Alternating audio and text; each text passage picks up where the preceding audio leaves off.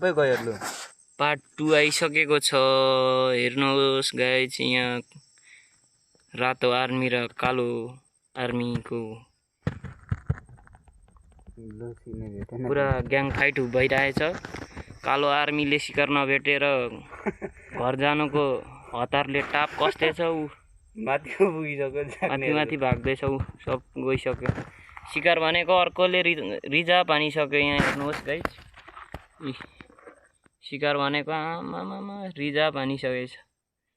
यसलाई चाहिँ के गर्नुपर्ने? ओफ गर्दा त जान्थ्यो होला, तर हामी पनि यसरी नै शिकार गरिन्छ। अरूले यिनीहरूको शिकार खोसाइदिनु हुँदैन। यिनीहरूको आज रातिको खाना यही होला। ल, आजको लागि चाहिँ भिडियो यति नै। अन्तिममा कालो शिकारी चाहिँ यहाँ जाँदैछ। कहाँ पो गयो? कहाँ पो गयो?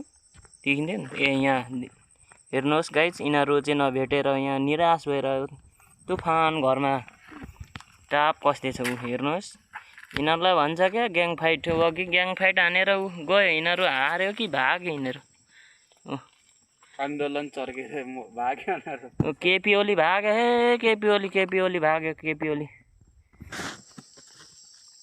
हस् त, धन्यवाद। आज कमिलाको भिडियो यति नै।